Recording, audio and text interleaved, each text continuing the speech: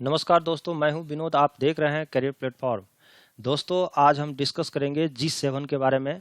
जो G7 इस महीने का सबसे इम्पोर्टेंट न्यूज़ है और इसके बारे में आज अच्छी तरह से जानेंगे। दोस्तों, अभी अभी अमेरिका के राष्ट्रपति डोनाल्ड ट्रंप ने G7 के सदस्यता के लिए इंडिया को इनवाइट किया है। ये बहुत बड़ी खबर है और हमारे लिए बहुत अच्छी न्यूज़ भी है। साथ साथ इस इंडिया के अलावा और सारे कंट्री को उन्होंने इनवाइट किया है, जैसे रसिया को, ऑस्ट्रेलिया को, साथ साथ साउथ कोरिया को। 3 अदर देश जो है उनको भी बुलाया गया। ठीक है। और G7 समिट, और इस साल जो जून में होने वाला समिट था 10 से 12, उसको एक्सटेंड करके सितंबर में ले गया गया और सितंबर में उम्मीद है कि इस बार G7 समिट्स होने का। ठीक है। तो देखते हैं ये क्या क्या इंपॉर्टेंट है। तो इस साल जो समिट्स होने वाला है वो 46 नंबर का समिट जो है आपका समिट्स होगा। ये सब आपका जो है इसका 10 से लेकर 12 जून 2020 को डेट था। ये कैलेंडर इसको एक्सटेंड किया है सितंबर में, और सितंबर उम्मीद है कि होना चाहिए। और इस साल इनवाइट भी किया है कई सारा कंट्री को। तो ये G7 आपका G10 और G11 बन जाएगा। ठीक है। और ये जगह याद रखिएगा। पिछले साल G7 का समिट्स कहाँ हुआ था? पिछले साल G7 समिट्स आपका हुआ था फ्रांस में 19 में। ध्यान रखेंगे, G7 बहुत इंपॉर्टेंट है। ठीक है। देखिए, G7 शिखर सम्मेलन स्थगित G10 और G11 तक विस्तारित किया जा सकता है। अभी ये काफी न्यूज में हेडलाइंस है, वहां से मैंने उठाया है। ये काफी इंपॉर्टेंट है। ठीक है।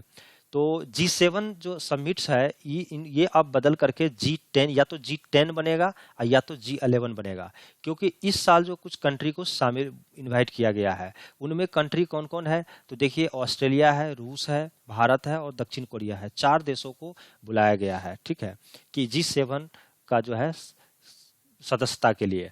अभी अभी रिसेंटली जो है 2 आपको जून 2020 को, ठीक है, अमेरिका के राष्ट्रपति डोनाल्ड ट्रंप ने इंडिया के prime minister mister Narendra Modi से बातचीत किया और साथ साथ आमंत्रित भी किया है।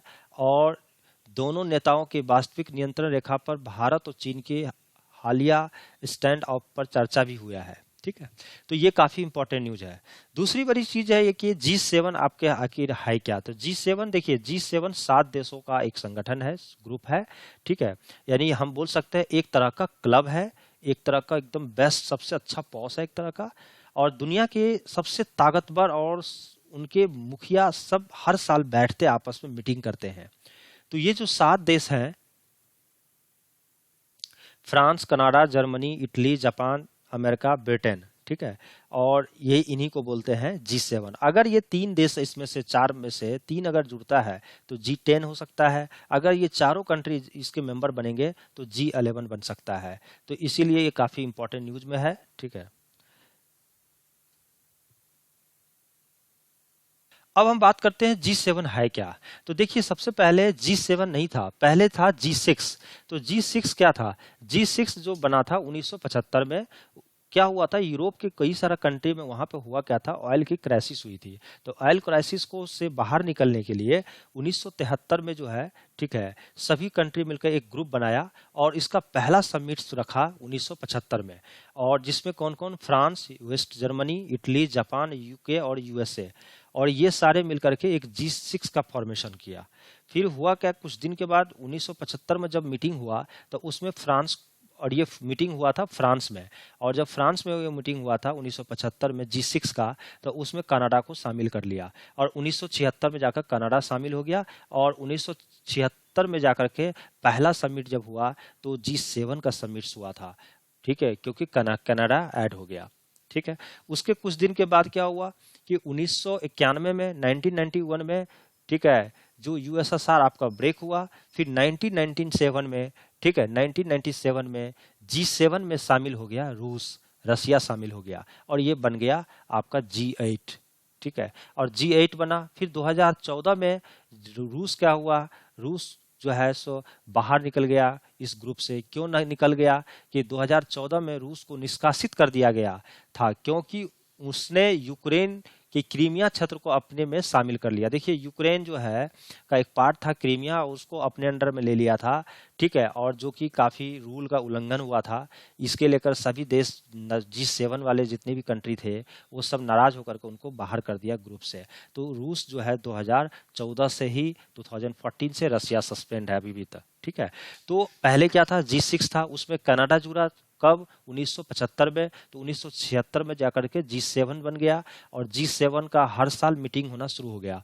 फिर 2014 में जो है 1997 में आपका रसिया ऐड हुआ और 2014 में रसिया ग्रुप से क्या हुआ, बाहर हो गया। तो फिर क्या बच गया, G7। तो इस तरह से G7 अभी की जो चर्चा में है, इस G7 कंट्री में 4 देश को ऐड करने का।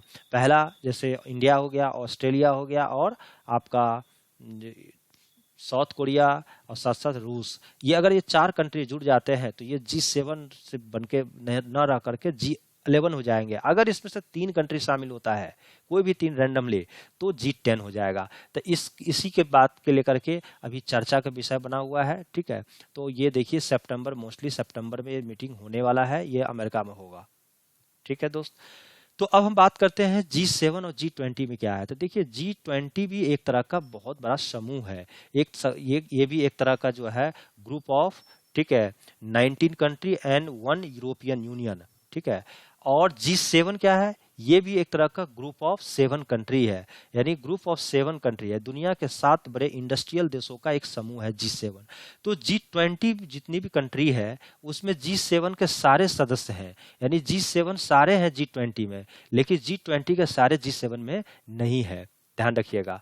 और भारत G20 का सदस्य है लेकिन G7 का सदस्य नहीं है, ठीक है। G20 का गठन 1999 में हुआ था, वैश्विक आर्थिक चिंताओं को दूर करने के लिए और अधिक देशों, ठीक है, अधिक देशों को लाने के लिए एक प्रतिक्रिया के रूप में किया गया था।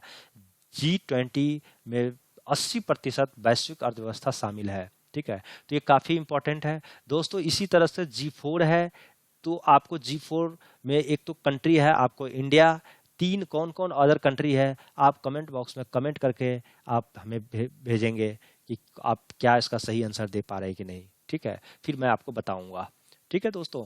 तो हमने क्या क्या देखा, G4 में 4 कंट्री है, आपको बताना है। एक तो इंडिया कंट्री है, 3 कंट्री का नाम आपको कमेंट बॉक्स में लिखनी है। दूसरी चीज है कि G6 में कौन कौन देश है, तो G6 का हमने अभी देश बता दिया, ठीक है। इसमें देखिए कनाडा छोड़ करके बाकी G6 का कंट्री हो जाएगा। G7 में कौन कौन हो गया, तो ये 7 कंट्री हो गया। G7 में कौन से कंट्री ऐड हुआ था, तो रूस ऐड हुआ था, फिर वो G8 बना, फिर रूस बाहर निकल गया, ठीक है, 2014 में, ठीक है। तो फिर G7 रहा। अभी 4 कंट्री कौन कौन ऐड होने वाला है ये भी आपको ध्यान में रखनी पड़ेंगे। तो इस तरह से आपको मैंने रिवीजन करा दिया, आप इसको पढ़ते रहिए। बहुत बहुत धन्यवाद, ठीक है। Thank you, career platform.